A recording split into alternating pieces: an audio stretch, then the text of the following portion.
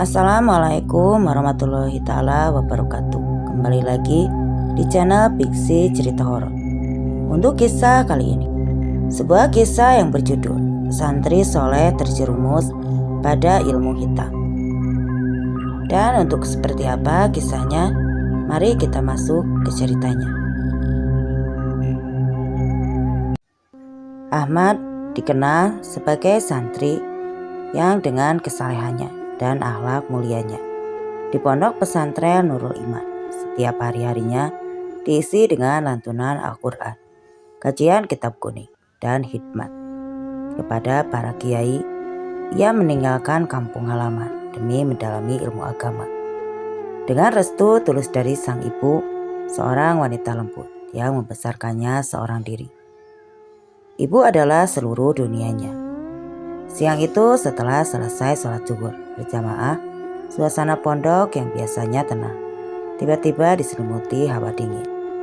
Seorang kiai sepuh memanggil Ahmad ke kantor. Di sana, seorang kerabat jauhnya sudah menunggu. Wajahnya pucat pasi dan sempam. "Ahmad, nak." Suara kerabatnya tercekat. Ahmad merasakan jantungnya menceos. Perasaan tidak enak mencekam. "Ada apa, Pak Dek? Bagaimana kabar ibu?" tanyanya. Suaranya bergetar. Dengan susah payah, kerabatnya menyampaikan kabar paling pedih yang pernah didengar Ahmad. Ibunya meninggal dunia, bukan karena sakit, bukan pula karena usia. Ibunya tewas di tangan begal saat pulang dari pasar. Perhiasan dan uang seadanya raib. Tapi yang paling berharga telah direnggut, nyawa ibunya yang tak berdosa. Dunia Ahmad terasa runtuh. Ia pulang ke rumah duka melihat jenazah ibunya. Air matanya tumpah deras, bercampur amarah yang membakar. Setelah prosesi pemakaman yang pilu, ia mendapati rumahnya terasa hampa dan dingin. Kitab-kitabnya terasa berat untuk dibuka. Suara azan yang dulu menenangkan kini terdengar seperti teriakan hampa. Keadilan tak kunjung datang. Polisi kesulitan melacak pelaku. Hari berganti minggu dan rasa duka mendalam perlahan bermetamorfosis menjadi api dendam yang gelap dan membara. Mereka yang merenggut ibuku harus merasakan sakit yang sama. Mereka harus membayar. Kitab-kitab ini tidak memberiku kekuatan untuk membalas, bisik suara gelap dalam dirinya. Ahmad melihat ke sudut ruangan di mana terdapat sebuah tumpukan kitab tafsir dan hadis. Ia meremas tangannya. Ia ingin membalas segera dan mutlak. Keputusan itu ia ambil dengan hati yang tercabik. Ahmad meninggalkan pondok tanpa pamit kepada kiainya. Ia menjauhi masjid dan mendekati jurang kegelapan. Ia mulai mencari ilmu yang dulu ia hindari dan dianggap sebagai perbuatan syirik, ilmu santet. Ia berkelana jauh sampai ke pelosok desa yang diselimuti cerita-cerita mistis. Ia kemudian menemukan seorang dukun tua yang terkenal dengan ilmu hitamnya. Dukun itu menatapnya dengan pandangan kosong, seolah bisa membaca luka dan dendam di hati Ahmad. "Kau datang padaku, santri, tapi hatimu penuh kebencian. Untuk apa kau cari ilmu ini?" tanya dukun itu, suaranya serak. "Aku ingin kekuatan untuk membalas dendam atas kematian ibuku," jawab Ahmad tegas, membuang jauh-jauh sisa-sisa kesalehan di hatinya. Dukun itu tersenyum menyeramkan. "Pembalasan adalah harga yang mahal, nak. Kau harus menukar cahaya di hatimu dengan kegelapan ini." Ahmad menyanggupinya. Ia menjalani ritual-ritual aneh dan mengerikan. Meninggalkan salat, meninggalkan puasa, menggantikannya dengan mantra-mantra terlarang dan sesajen. Jemarinya yang dulu fasih menulis huruf Arab, kini sibuk membuat raja-raja santet. Matanya yang dulu teduh saat membaca Al-Quran, kini memancarkan kekuatan hitam yang dingin. Ahmad yang saleh kini telah mati. Yang tersisa adalah sosok baru, sang pemburu dendam, yang ilmunya berasal dari kegelapan. Tujuannya hanya satu, menemukan para begal itu dan mengirim santet membedah jantung sebagai pembalasan terakhir untuk almarhum ibunya. Ahmad kini dikenal bukan sebagai santri melainkan sebagai sosok dingin dan misterius. Dengan ilmu santet yang ia kuasai, ia mulai pemburuannya. Ia tidak menggunakan metode kepolisian, melainkan metode gaib. Di malam hari ia duduk bersila di rumah kosong bekas kediaman ibunya. Di sampingnya pusara kecil yang berisi sedikit tanah dari makam sang ibu. Ia menancapkan beberapa benda yang telah diisi mantra di atas tanah itu. Memejamkan mata dan memulai merapal. Dengan nama yang bukan darimu, bukalah mata batin. Tunjukkan jalan darah ini. Kemana langkah kaki pembunuh itu pergi? Ritual itu berhasil. Dalam seminggu bayangan samar mulai muncul dalam mimpinya. Bayangan 3 pria yang saat itu salah satunya memiliki tai lalat besar di pelipis. Mereka adalah komplotan Vega yang merenggut nyawa ibunya. Ahmad mendapatkan petunjuk. Komplotan itu biasa bersembunyi di sebuah gubuk terpencil dekat hutan karet di perbatasan kota. Malam itu bulan sabit diselimuti awan tebal, seolah-olah menahan diri untuk tidak menyaksikan kejahatan yang akan dilakukan oleh Ahmad. Ia menyelinap ke gubuk reot yang menjadi sarang para Vega.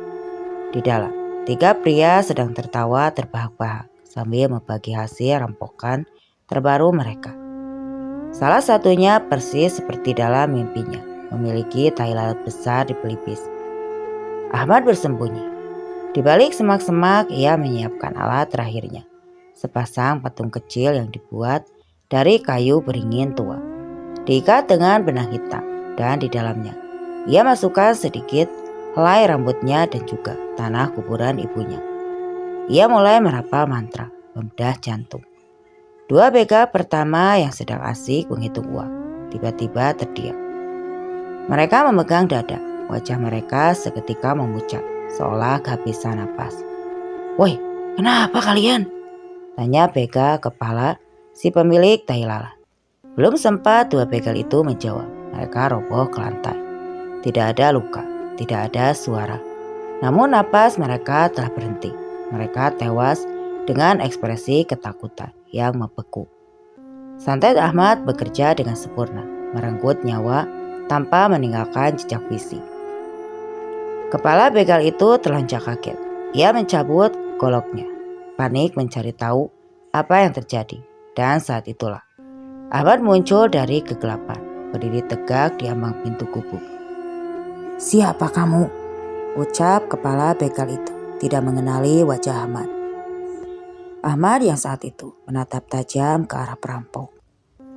"Kau mungkin tidak mengenaliku, tapi kau masih ingat kan wajah perempuan yang kau rampok?" Begal itu tersentak. "Jadi, kau anak perempuan itu?" "Iya, aku, anak yang kau jadikan yatim piatu." Suara Ahmad serak namun penuh ancaman. Kepala begal itu maju membawa golok. Golok itu terangkat. "Dasar anak bodoh, aku akan membunuhmu, sama seperti aku membunuh ibumu." Ahmad tidak gentar. Ia telah menyiapkan patung terakhir yang terbuat dari tulang binatang yang ia dapat dari dukun.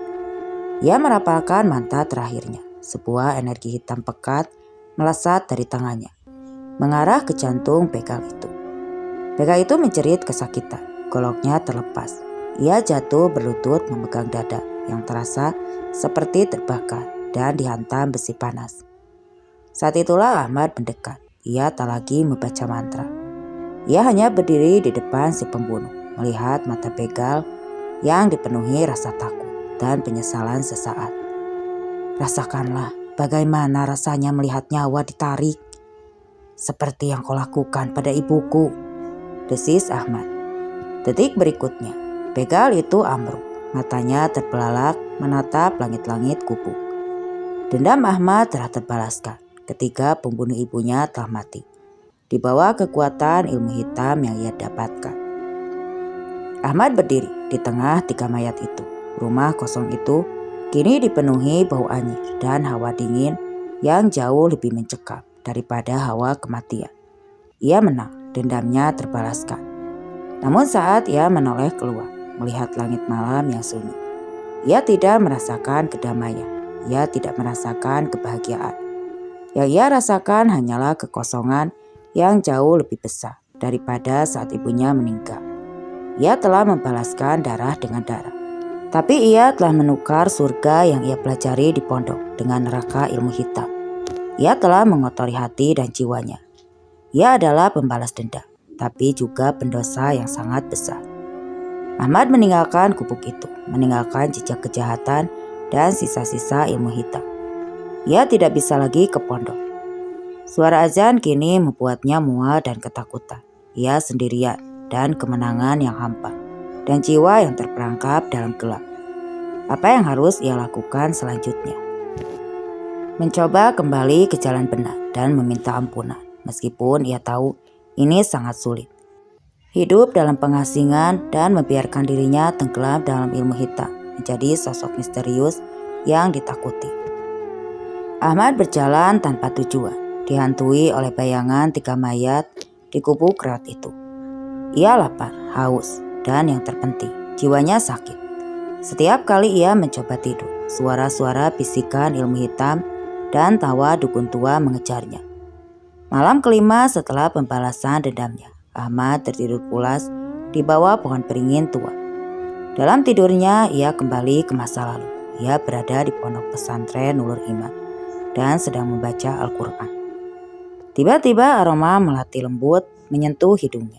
Ia menoleh. Ibunya berdiri di sana, mengenakan mukena putih yang bersih. Wajahnya bersinar, namun tertutup mendung kesedihan. Ahmad berlari ingin memeluk ibunya. "Ibu, maafkan Ahmad. Ahmad sudah membalaskan dendam ibu." Ibunya tidak menyambut pelukannya. Beliau mundur selangkah dan air mata mulai mengalir di pipinya. "Nah," suara ibu terdengar lembut, namun menusuk relung jiwa. "Ibu tidak bangga kau membalas. Tapi bukan dengan cara ini, nak." Ahmad tertegun. "Ibu tidak senang mereka pembunuh ibu." Ibunya menggeleng pelan. Air matanya semakin deras. "Ibu meninggal sebagai syuhada. Orang yang mati syahid itu adalah kemuliaan, nak. Tapi kamu telah menukar kemuliaan ibu dengan kemurkaan dan neraka yang kau serap ke dalam hatimu." Ibunya menunjuk ke dada Ahmad, di mana terasa hawa dingin yang menusuk. "Ibu tidak menangisi kematian ibu, nak. Ibu menangisi jalan gelap yang kau pilih. Kau telah menodai cahaya yang dulu kau bawa dari pesantren. Kembalilah, nak. Ibu lebih ridho kau memaafkan daripada kau menanggung dosa ilmu hitam ini." Ibunya perlahan menghilang bersama cahaya. Hanya menyisakan aroma melati dan rasa sakit yang mendalam di hati Ahmad. Ahmad terbangun dengan air mata membajiri wajahnya. Mimpi itu terasa begitu nyata dan pesan ibunya menghancurkan semua kebenaran atas perbuatannya. Ia menyadari pembalasan yang dianggap sebagai kebajikan bagi ibunya justru adalah sumber penderitaan bagi jiwa sang ibu di alam sana. Ahmad salah jalan, Bu," rintihnya. Keputusan itu sudah bulat, ia harus kembali. Ia harus membersihkan jiwanya. Perjalanan kembali ke pondok pesantren Nurul Iman terasa jauh dan berat. Hawa ilmu hitam yang ada dalam dirinya membuatnya takut mendekati tempat-tempat suci. Ia tiba di gerbang pondok pada waktu subuh saat santri lain sedang berwudu. Wajahnya pucat, tubuhnya kurus, dan matanya cekung dipenuhi rasa bersalah. Ahmad langsung menemui Kiai Husein, pemimpin pondok yang dulu ia tinggalkan tanpa pamit. Kiai Husein menatap Ahmad tidak dengan kemarahan, tapi dengan kesedihan yang begitu mendalam. "Nah Ahmad, kau kembali. Aku tahu kamu membawa beban yang sangat berat," kata Kiai Husein. Ahmad roboh mencium kaki kiainya. "Ampuni aku, Kiai. Aku telah salah jalan. Aku telah membunuh. Aku telah menggunakan ilmu santet untuk membalas dendam ibu. Aku ingin bertobat." Kiai Husein mendudukan Ahmad. "Untuk bertobat, kau harus membuang racun itu dulu, nak. Ilmu hitam melekat erat pada jiwamu. Ahmad menceritakan semua ritual dan mantranya. "Buang itu sekarang," perintah Kiai Husain. Dengan dibimbing Kiai Husain, Ahmad memulai ritual pembersihan yang sangat menyakitkan. Ia membakar semua sisa-sisa benda pusaka dan raja dari dukun. Ia harus mandi di 7 sumber air berbeda sambil membaca ayat-ayat penyucian yang membuat tubuhnya terasa seperti disayat dan terbakar. Karena reaksi dari ilmu hitam yang menolaknya. Puncaknya pertobatannya adalah malam itu. Kiai Husain sengaja mengajaknya sholat malam. Saat sujud, Ahmad merasakan energi gelap itu mencoba merobek dadanya. Ia berjuang keras membaca istighfar dan kalimat tauhid. Darah mengalir dari hidungnya sebagai simbol ilmu hitam menolak keluar dari tubuhnya. Akhirnya dengan jeritan kesakitan, energi gelap itu seolah terlepas dari tubuhnya. Ahmad pingsan, kelelahan total. Namun di wajahnya kini ada kedamaian yang sudah lama hilang. Ketika Ahmad bangun, ia telah kembali menjadi santri Ahmad. Ia kembali mengaji, kembali melayani kiai. Namun ia membawa satu pelajaran yang amat berharga. Dendam adalah racun yang membunuh pelakunya, bukan hanya targetnya. Meskipun bekas luka ilmu hitam itu mungkin tidak akan pernah hilang sepenuhnya dari jiwanya. Ahmad menjalani sisa hidupnya dengan kesalehan ganda.